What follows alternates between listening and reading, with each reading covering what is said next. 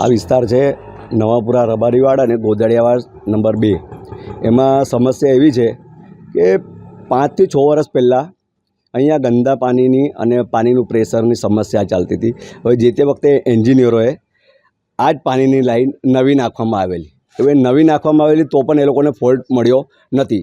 હવે એના પછી આ લગભગ 6 વર્ષ પછી હવે નવા એન્જિનિયરો આવ્યા છે કે જે અત્યારે જે આવ્યા છે, જે નવા લીધેલા છે, એ લોકોને કોઈ જાતનું ભાન જ નથી કે એ લોકોને કોઈ એજ્યુકેશન જ નથી કે હું એન્જિનિયર છું કે મને કઈ રીતના ફોલ્ટ કઈ રીતના મળશે.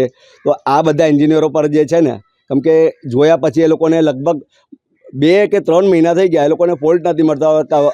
હવે એ લોકોએ એવું કીધું ત્યાં વસાવા સાહેબને કે ભાઈ હવે આ લાઈન નવી નાખવી પડશે તો આપણો ફોલ્ટનો નિરાકર આવશે, એટલે આપણને ફોલ્ટ મળી જશે. આ નવી લાઈન નાખીશું એ પ્રમાણે. પછી એ લોકોએ હમણાં કોઈ કોર્પોરેટરના કોટામાંથી આ લાઈન મંજૂર કરીને આ નાખેલી છે.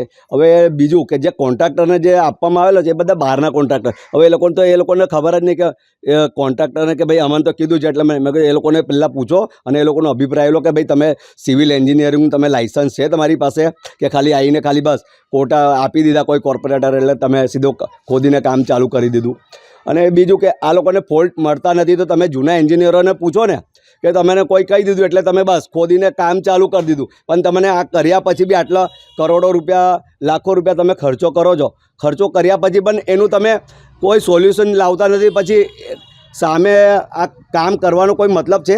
કશું નથી. કેમ કે ખાલી લોકોને આ ઘરની આગળ ખોદીને મૂકી દે છે. પછી એમાંથી પાછા વરસાદ પડે, પાણી પડે અને એટલે પછી એમાંથી પાછા મચ્છર પેદા થાય એટલે લોકો બીમાર થાય.